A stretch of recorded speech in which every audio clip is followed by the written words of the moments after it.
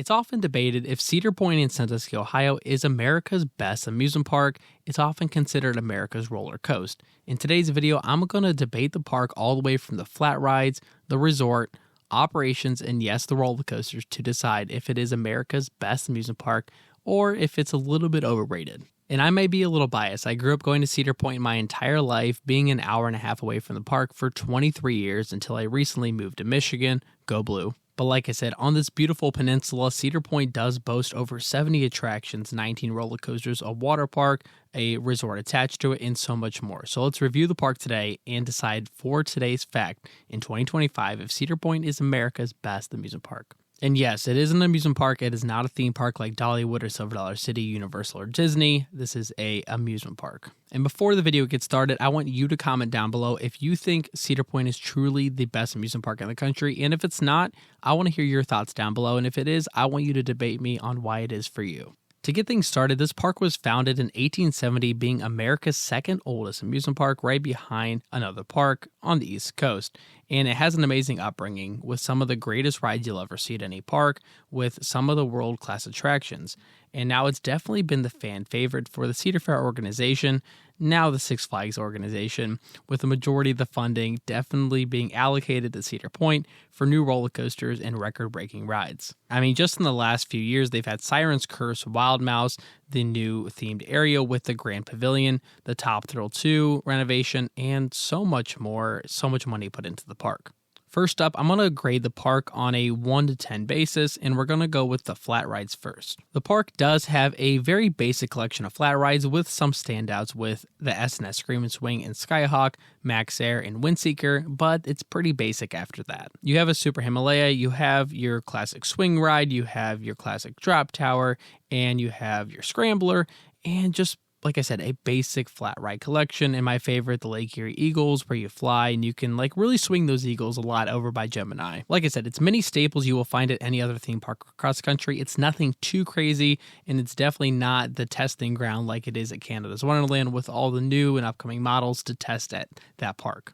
For me, it would be great to see a new generation model of like a Max Air or a new S&S Scream and Swing, with the new ones they're having that are 170 feet tall are just fantastic, like Sky Striker, Six Flags Great America, or the new S&S Scream and Swings like the one at Hershey Park. But Cedar Point is always focused more on the thrill rides and the record-breaking roller coasters, so I don't think the flat ride department's going to get any updates soon, but it would be nice to be seeing an area, kind of like Carowinds with Aeronautica Landing, like a new flat ride collection. A personal dream of mine would be the Gerstlauer Skyfly like you have at the new Universal Park or the one you have at a Mall of America. Overall, it's still a good collection of flat rides, and I would still give it a 7 out of 10.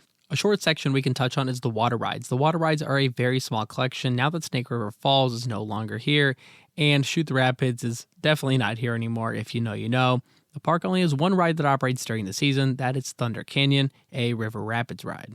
There is rumors that Snake River Falls could be replaced with a new log flume or a new gen ride after this, but we don't know. A lot of the rides only operate from a beginning time all the way to Labor Day. It's a very short operating season for any water ride and the water park, so I don't know how true this rumor is, but it would be great to have on a hot Ohio day to have a new water ride. A new addition I would love to see that could operate all year long would be the new rides that they have for Mock, the one that is coming to Dollywood in Night Flight Expedition. This could be a fully indoor ride. It would definitely be very expensive, but to have an indoor interactive dark ride and water ride would absolutely be a dream at Cedar Point, and they could do some amazing theming with it. With Cedar Point's one ride, and it usually has a long wait because it's the only water ride, I would give their water ride collection a 4 out of 10.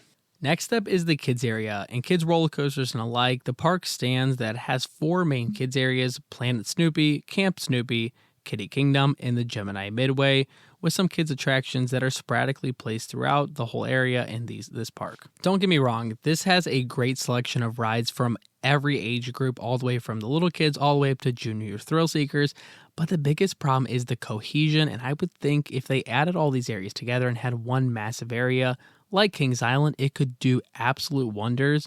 And Kitty Kingdom is kind of an eyesore with the old attractions that are a lot older than me. I would love to see an area, like I said, like Camp Snoopy at Kings Island. Definitely the best kids area out of any park I've been to that's not a Universal or Disney park. But like I said, there is something for every kid here, all the way from the junior roller coaster in Wilderness Run and Woodstock Express, all the way up to a mini drop tower and any ride that any kid could ever think of. So for the kids area, I would still give them a 7.5 out of 10.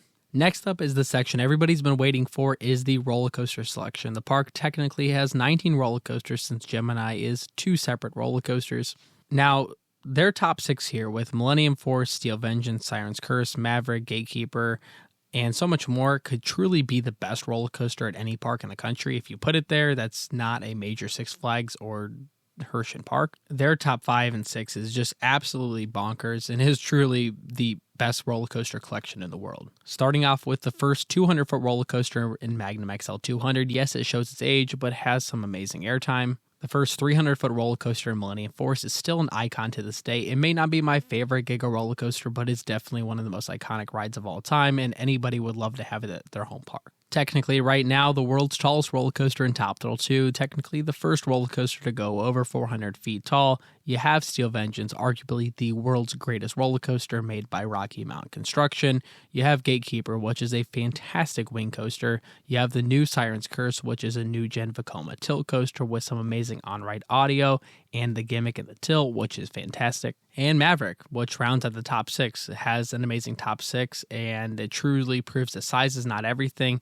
and Maverick is one of the punchiest roller coasters, and it definitely broke up the coaster wars. And that's just the top 6. The top 6 is absolutely, like I said, bonkers at this park. But going there for you have Iron Dragon, Blue Streak, Valraven, Raptor, Gemini, and just so much more at this park. And it doesn't stop there. Then if you don't like the big ones, you have Iron Dragon, you have Woodstock Express, you have Blue Streak, and so much more for anyone here. And if you can't find a roller coaster you like here, that's just a personal problem.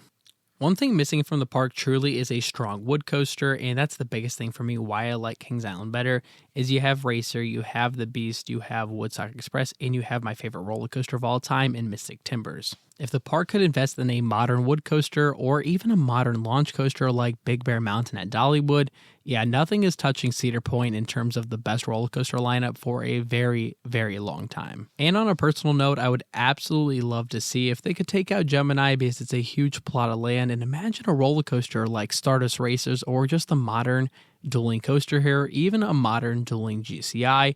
I don't know, just as long as Gemini's gone. Even with the roller coaster collection not having those modern roller coasters, I'm going to give the park a 9.8 out of 10 for the roller coaster collection. Next up is the food. The park has taken leaps and bounds to be the top contender in the Six Flags chain for the best food, and I definitely think out of all the Six Flags parks I've personally visited, they definitely have the best food. Yes, you have your classic chicken, hot dogs, hamburgers, corn dogs, cheese on a stick, and so much more, but Cedar Point truly shines with these 3 restaurants. The Farmhouse over by Maverick serves fresh cut meat and just good southern cooking, and definitely one of my favorites out of any park I've been to. Back BQ is the park's barbecue selection, and it has live music outside as well, and I really can't go wrong with anything on the menu. I've had almost everything that is available here, and it's all fantastic. And then you have the Grand Pavilion. The newest addition to the park in terms of food is the giant restaurant and building right over Lake Erie with beautiful views and fresh caught fish and bigger selection of anything you can think of here. Yeah, this park has some of the best food I've had at a theme park. And if you invest in the meal plan, which is definitely worth it, I think it's around $135 to $200, I don't know, you'll definitely get your money back, especially if you're eating at these 3 restaurants where the average meal is around $22 per plate. Those are just my 3 favorite restaurants. There's so much more to eat at this park, even including Panda Express, but I'm really still salty about them removing Chicky and Petey's because I really miss those crab fries. You really can't go wrong here, and if you can't find something you like I said, it's kind of a personal problem. So with the amazing selection and the price is a little bit shaky, I'll still give Cedar Point the 9.2 out of 10.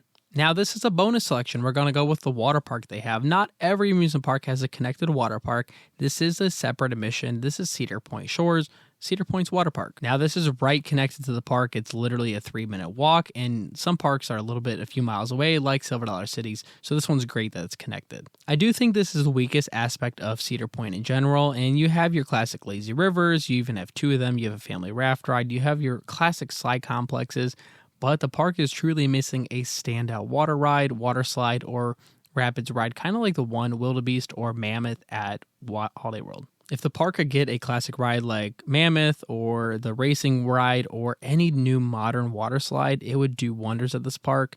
And I think that's the biggest aspect. But they do have a really good kids area. But I think overall for the price, you really don't get what you're paying for with the water park. Overall, I would give the water park a 6.5 out of 10. If you want a true water park experience that's outside and indoors, you can go and you can get this at Kalahari a few miles down the road. For seasonal events, there's not much seasonal events at the park. They don't have a winter fest like Kings Island, and they don't have anything early because the park is only open from May all the way till the last week of October.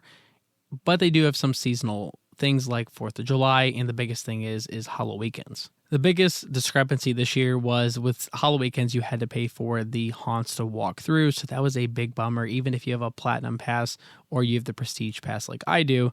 So I would give overall the events a 7 out of 10 because you have to pay for the extra stuff, and there's really not a big selection of them at Cedar Point. With our second to last category, we have the operations. This is a big thing for Cedar Point, being one of the biggest parks in the country with some of the best roller coasters. You have to have some good operations, but they've definitely had their fair share of struggles this year. For instance, Gemini's only been open around 55% of the year. Millennium Force was running with 2 trains most of the year. Definitely better this year with Top Thrill 2, with about 60% of the year being open, unlike last year with less than 2%. So it's definitely been a better year, but there's been some pretty bad days, especially when I went on a Saturday during Halloween weekends. Every ride was running 2 train operations. And don't let the bad things, I don't think this park has bad operations by any means. It's definitely not like Darien Lake operations or Six Flags America or even Six Flags Magic Mountain. So I'd still give the park operations a 7.5 out of 10, but there's room for improvement. And if they were more like Kings Island, that'd be great. And lastly, for the setting, this is one of the most non-debatable aspects of Cedar Point. On the peninsula in Sandusky is one of the best settings for a park, and I would argue it's the best place to see a sunset at any theme park. I think Cedar Point sunsets are my favorite thing ever, and they're just truly beautiful and magnificent. Thank you, Lord. The one thing surprisingly about this park is the night rides here aren't anything really special. I think Sirens Curse, Maverick, Millennium, even Steel Vengeance can be good night rides, but it's nothing like a park like Dollywood, Silver Dollar City, or even Kings Island with the Beast, Mystic Timbers. I don't know, but I think the dark rides and night rides are great here, but nothing too special. I would still give the setting here. This is a 10 out of 10 for me. But the big thing they've struggled with this year is the spiders and the bugs, which always is a struggle in the lake, but it's okay. Overall, is Cedar Point my favorite park? No, I think Kings Island is still my traditional favorite amusement park. Silver Dollar City is my favorite theme park, minus give or take the Universal and Disney parks because they're in their own realm. But I think Cedar Point has the best roller coaster collection out of any park I've been to, and if they add to it with a modern racing or wood or even a launch coaster, yeah, this is not touchable at all. But I want to hear your thoughts down below. If you think Cedar Point's truly the best amusement park in the country, please comment down below. And if you disagree or agree with anything I've said, please comment down below. I encourage healthy debate down here in the comments. We're on our way to 2K subscribers, so please like, share, and comment down below. And make sure you guys are subscribing for the latest and greatest theme park content from Park Hoppers Productions. Have a great day, and always ride on.